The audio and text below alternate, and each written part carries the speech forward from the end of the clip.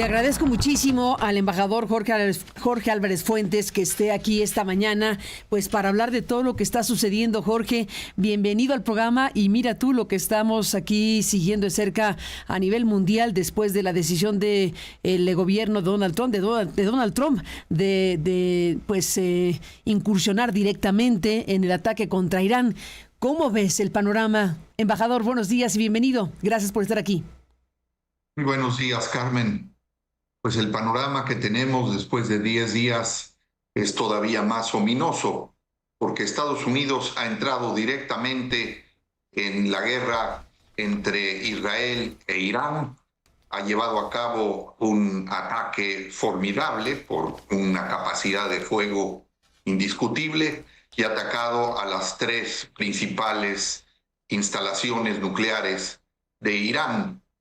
Ahora, todavía no se sabe, las propias autoridades estadounidenses han sido cautelosas, pero no se sabe todavía cuál es el grado de daño causado, si la destrucción buscada en esas 3 instalaciones es lo que buscaba ese objetivo. Ninguna de las evidencias, ni fotográficas, ni satelitales, son concluyentes. Pero lo que sí está muy claro es que con la entrada de Estados Unidos en el conflicto, hemos entrado en una fase más peligrosa dentro de la escalada que se inició a partir de los ataques lanzados el viernes 13. Entonces, aquí ya no está en juego solamente la inestabilidad de toda la región del Medio Oriente, sino se están produciendo varios impactos, sobre todo yo subrayaría la dislocación de la arquitectura o del régimen nuclear a nivel global. Atacar directamente instalaciones nucleares es contrario a las normas internacionales. No voy a entrar en discutir algo que ya te ha cubierto hace un momento, señalando si el presidente Trump cumplió o no con las disposiciones constitucionales al ordenar ese ataque. Esa es una discusión que va a tener seguramente importantes consecuencias al interior del Congreso estadounidense. Pero ahora, claro, la gran pregunta es ¿cuál va a ser la respuesta de Irán después de estos ataques? Porque ya en las últimas horas los intercambios de ataques con misiles balísticos, con drones, con bombarderos aéreos entre Irán e Israel han continuado, y eso preocupa porque parecería que Estados Unidos entró, y así ha querido hacerlo ver el vicepresidente Vance, que no está en guerra con Irán, sino que está en guerra en contra del programa nuclear. Eso está por verse, porque veremos cuál es el cálculo que hace el líder supremo y las autoridades iraníes, que muchos de ellos están estrenándose en sus responsabilidades, sobre todo en la cúpula militar. Y claro, las posibilidades de reaccionar no son infinitas, lejos de eso. Pero sí podría haber, y yo creo que para Irán va a ser fundamental salvar cara, y algún tipo de reacción o de retaliación va a tener lugar, pero la van a medir muy bien si van a atacar alguna de las bases militares estadounidenses, que hay varias en la región. Hay 3 tan solo muy cerca, cruzando el estrecho de Hormuz en Kuwait, pero tendrá que medirlo muy bien el comando iraní, cuál es la reacción. Claro, todos los medios de comunicación en el mundo están destacando la posibilidad, sobre todo después de que el Parlamento de Irán aprobó el cierre del estrecho de Hormuz. Si eso llegara a ocurrir, eso tendría un efecto como una bomba expansiva en los mercados energéticos, en los mercados de petróleo y gas, pero también Irán no tiene todo el control del estrecho de Hormuz. Entonces, también es un cálculo que estoy seguro se está haciendo con extremo cuidado en Irán para tampoco reaccionar, sobre todo también cuando está siendo puesto sobre la mesa si los ataques que continúan por parte de Israel tienen como objetivo contribuir a un cambio de régimen. Y eso sabemos que un cambio de régimen no se produce por más bombardeos que se lancen desde el aire, que un cambio de régimen tiene que venir de abajo a arriba.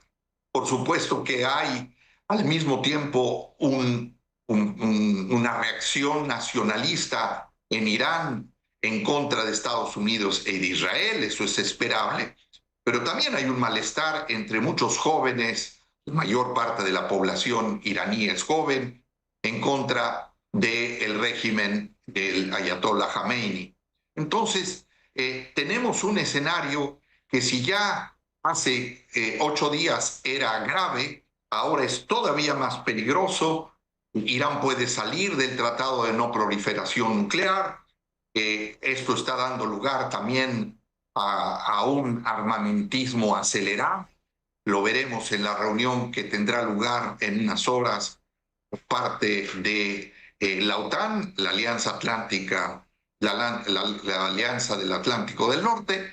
Y entonces tenemos efectivamente escenarios muy peligrosos y estamos en la antesala de un conflicto global. ¿Qué frase, embajador Jorge Álvarez Fuentes, en la antesala de un conflicto global? ¿Cómo se traduce la frase? Pues mira, se traduce con el hecho de que tampoco hay que hacer análisis simplistas y al calor de las circunstancias. El Medio Oriente tiene todo, pero no tiene un componente y es que nada es simple.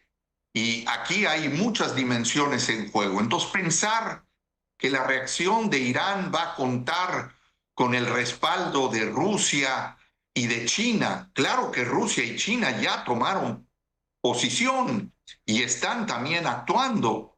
Vimos cómo hubo una visita del ministro de Relaciones Exteriores de Irán a Moscú, pero hemos visto también cómo se han conducido China y Rusia en el Consejo de Seguridad.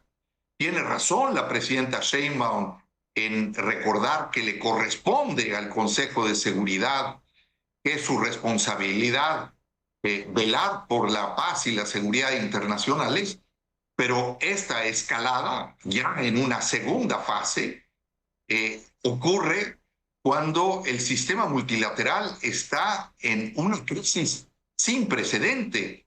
Estamos hoy en un sistema internacional en donde las normas no se respetan.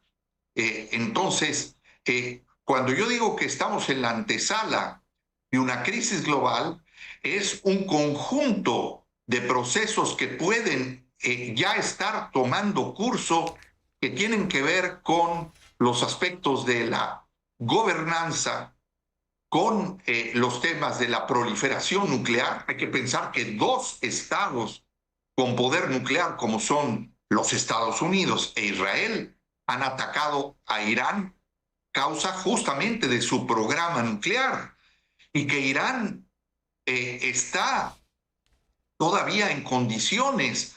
No sabemos si el programa nuclear efectivamente ha quedado aniquilado. ¿Por qué? Porque Irán siempre ha sostenido que su programa nuclear es con fines pacíficos, lo cual en muchas partes del mundo se pone en duda. Pero el tema también aquí es que es justamente la narrativa que ha venido creando esta escalada. La idea de que Irán estaba a unas semanas de obtener la bomba atómica y que por lo tanto eso justificó la acción estadounidense y la ofensiva israelí. Esa es una narrativa que es muy cuestionable porque efectivamente se ha generalizado la idea a partir de la resolución que adoptó el Organismo Internacional de Energía Atómica, que no es concluyente y que además estuvo políticamente motivado.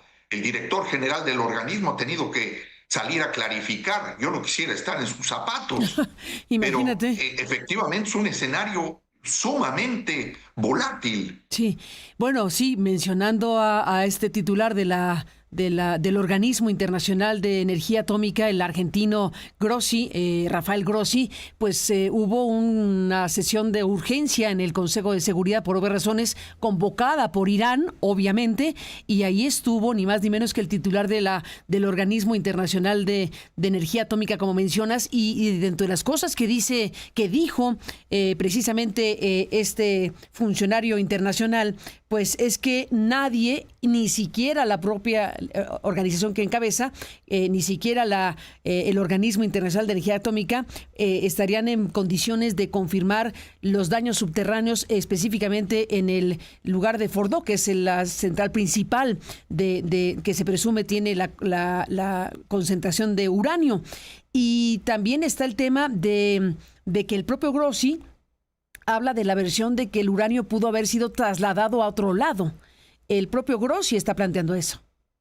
Así es sumamente confuso eso, porque, como yo decía hace un momento, se ha construido esta narrativa, y esa narrativa presume que efectivamente todas las acciones llevadas a cabo por Irán es para pasar de incrementar el proceso de enriquecimiento de uranio, superar el 60% que se estimaba, pero no se ha confirmado que eso sea el caso, y que se dice entonces que esta diversificación de las instalaciones entre Natanz, Isfahán, Fedov es justamente con el propósito de mantener en algunos casos, en el caso sobre todo de Natanz, las centrifugadoras que sirven para enriquecer uranio, en otro caso para tener el combustible nuclear y en otro para concentrar el uranio enriquecido. Entonces, estamos en un escenario que no podemos dejar de recordar. El 2003, cuando la invasión de Estados Unidos a Irak, que también fue basada en una patraña, porque no encuentro una mejor palabra, que fue hacerle creer al mundo que Saddam Hussein tenía armas de destrucción masiva y que por lo tanto había que intervenir, y que Estados Unidos lo hizo sin autorización del Consejo de Seguridad. El paralelismo es patente. Entonces, por eso creo que ahora es más que nunca muy importante el tema de la no proliferación nuclear, que la conducción en estos momentos permita que haya al menos, si no conversaciones directas, van a ser, yo diría, imposibles, pero lo que se llama en diplomacia back channels, canales que están por detrás de los conductos diplomáticos regulares, a que efectivamente se descale. Teóricamente todavía es posible desescalar esta situación, pero tiene que haber voluntad para conseguir eso, y tenemos que pensar también que los Estados Unidos tienen que medir extraordinariamente bien lo que está en juego en este momento, porque los Estados Unidos lo menos que quieren es entrar en una guerra prolongada, verse arrastrado por los planes de Netanyahu y del liderazgo israelí, y que de pronto tengamos una crisis en los mercados energéticos, en donde tengamos una crisis en el régimen nuclear, una crisis humanitaria, porque mientras tanto siguen los ataques y la destrucción de Gaza, las acciones violentas en Cisjordania. Entonces, tiene que haber manera todavía de abrir esa puerta que se está cerrando, para dar espacio a que las conversaciones conduzcan a algunas medidas de confianza que permitan establecer conversaciones y negociaciones por la vía pacífica y diplomática. Embajador Álvarez Fuentes, Jorge, muchísimas gracias por estar aquí, y si no tienes inconvenientes seguiremos en contacto. Muy buenos días. Seguiremos en contacto. Gracias, Carmen. Un abrazo, Jorge. Gracias por estar aquí. Un abrazo fuerte también para ti. Pues en un momento tan complejo como este. Gracias, embajador, gracias por estar aquí. Y bueno, pues sí, ayer domingo, tal como lo dice el embajador, ayer domingo el vicepresidente Vance insistía, no estamos en una guerra contra Irán. Enfatizó varias veces esta expresión, no estamos en una guerra contra Irán, estamos en contra de del programa nuclear de Irán. Y bueno, pues desde luego el tema de incursiones terrestres se aleja, se disipa con estas declaraciones. No imaginamos que Estados Unidos vaya a tener incursiones terrestres. Ya lo hizo en Afganistán y así le fue. Y ya lo hizo en Irak. Y mire usted también la historia de Irak y de Afganistán para Estados Unidos en los últimos años. Así que esta insistencia de no estamos en guerra contra Irán, pues es lo que se oye en voz de los funcionarios del gobierno de Donald Trump, aunque Donald Trump, en sentido contrario de lo que han dicho también sus funcionarios, pues ha dicho que no está mal pensar en un cambio, en una eliminación del régimen de la República Islámica. A diferencia de lo que dijo Marco Rubio y los funcionarios que el fin de semana hablaron a nombre del gobierno de los Estados Unidos, que dijeron que no era el propósito entrar en una guerra ni cambio de régimen de la República Islámica, pero Trump abrió otra puerta en ese mismo sentido, en sentido contrario a lo dicho por sus funcionarios.